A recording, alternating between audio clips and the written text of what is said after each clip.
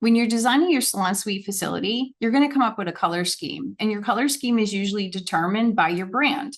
So you want to make sure you get in with our experts, or if you have your own experts, and this is where the color scheme comes in.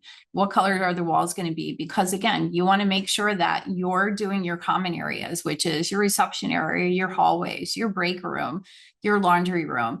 The other rooms, the actual studios, you're going to have your furniture installed, your shampoo bowls installed if needed, but you're also going to just paint the rooms white because again, each one of those tenants are going to come in and personalize their space. Your reception area is where you're going to welcome your guest and with the first thing people see.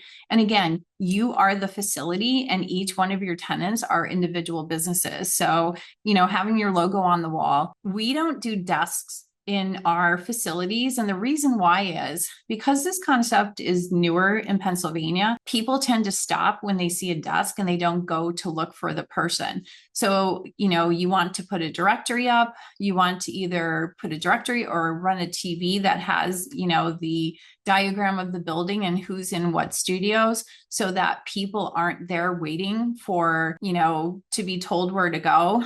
And, or especially if you're a newer facility, and you have newer tenants, you want to be able to tell your tenants, hey, listen, until your clients get used to this concept, could you meet them out front and kind of show them everybody and kind of do a tour of the facility. So your clients now, know all the businesses in there and everybody kind of reaps the rewards. Your hallways. We recommend a 5-foot hallway. The reason why, you have that more space, they're more spacious, you're not crammed in. If you go into a lot of the franchise models, you're going to see that 3-foot hallway and you kind of get claustrophobic. So you want to make sure that 5-foot hallways are ideal without cutting into your profits. But it's efficient for traffic flow, safety considerations, visually aesthetic, and then comfort and ambiance of the space. So your door options. This is where, and these are the door options for your actual facility. This is going to fall back on you, the client, and what your overall brand you're trying to accomplish. I like the storefronts for a couple of reasons. One, they're quiet. The cost is probably about $3,000 per door. You could put frosting on it if somebody doesn't want to be exposed. And it's usually the clients that don't want to have people watching them while they're getting their services done. Consider that. You could do sliding doors. What I would not recommend are barn doors. And the reason why is they're hard to lock. And because the barn doors are sliding, they have a space between them. So there's no privacy. You'll be able to hear people's conversations. Door locks for your front entry and your salon doors. So for your front entries, we always have the key fobs or the cards where each one of our tenants get them. So they have access to your spaces all the time. With the salon doors, you could do the keypads, you could do just regular keys. It all depends on the door style that you choose, but also how big the door handles are that you choose and the locking mechanisms that are going to be able to work. With today's technology, you're able to put battery operated keypads on each door, which is great because it cuts down on your electrical use and it also cuts down on having to wire every door. So that's going to be determined by the aesthetics of your property, but also how much investment and how much you're going to be involved with your actual people. Motion sensors, placements in the salons. I highly recommend this.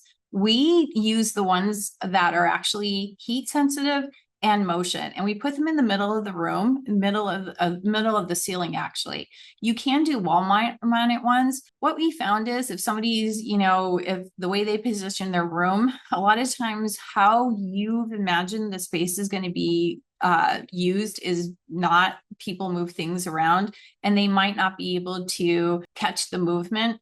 So again, it's going to be up to whomever, but what the motion detectors do is they actually turn the lights on and turn the plugs on. And you want to be able to have that sense of security that when these people are leaving their businesses for the night, that everything in the room shuts down.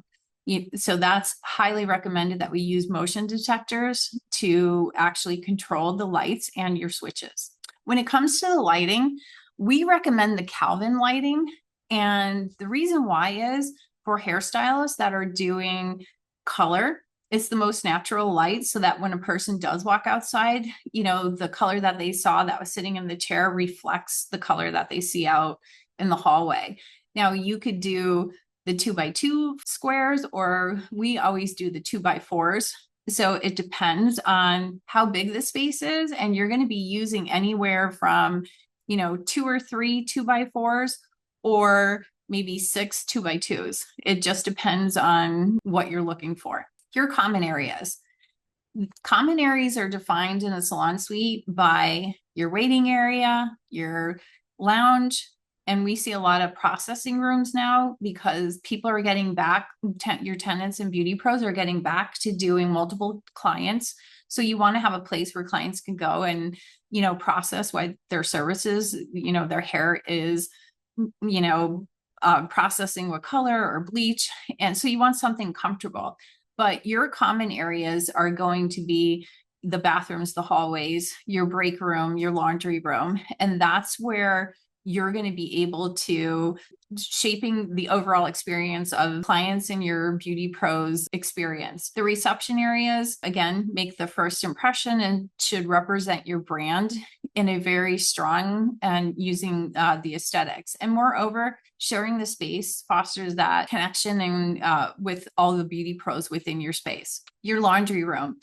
We recommend that you use your laundry room as also a break room.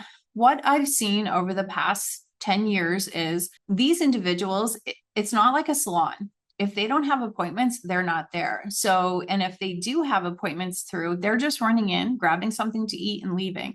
So I would not recommend doing an actual space, an extra space for a break room. I would combine it all together because they're usually in there eating and doing their laundry. So by doing one laundry room, break room, you're going to maximize your income. Also, when you're doing your laundry room, I have done both ways. I have done the stackable washer and dryers that you would get at your typical Lowe's or Home Depot, but I've also done your stackable apartment dryers, and I've also done the commercial ones. The commercial ones, super expensive. And if you want to charge for your laundry services, they do have coin operated ones also.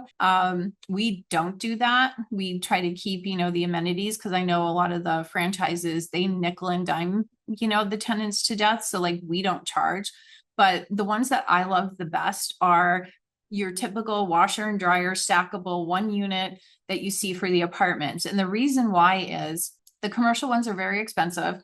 The front loading ones that you get at Home Depots or Lowe's, they tend to have like a smell of mildew on them because of that rubber gasket. Whereas the stackable washer and dryer, they can't overfill them.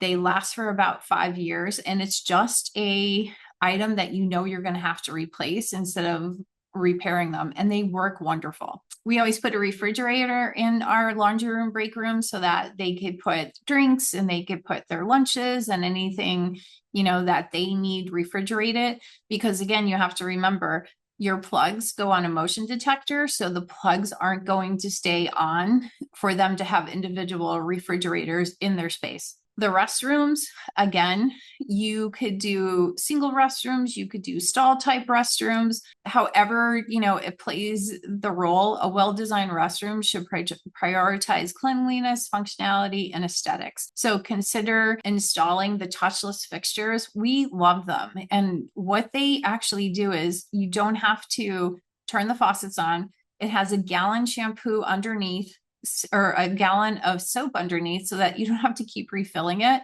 And it also has the blower right there, so the floors stay nice and clean. We use the Bradley units, and they have been a lifesaver. When we're doing our facilities, we try to find every way possible to be as eco-friendly as possible. And these Bradley sinks are fantastic. So now when it comes to commercial carpet or for the common areas, here in Pennsylvania, I like to use carpet only because in the wintertime, I'd rather vacuum than mop all the floors. Now, if you're in Florida where you have a little bit more humidity, I could see why people use tile. And that's going to be a preference. That's going to be, what you're looking for aesthetically, and, the durability and the longevity, the comfort and the acoustics, the aesthetic appeal that you're trying to convey, easy maintenance, and of course, safety. You don't want anybody to ever slip. And then in the facilities themselves, we like to use the LVT, but more and more people are starting to look at the polished concrete. The only thing is, if you're doing the polished concrete, just know ahead of time that it is a little harder on beauty pros on their feet, especially when they're standing all day.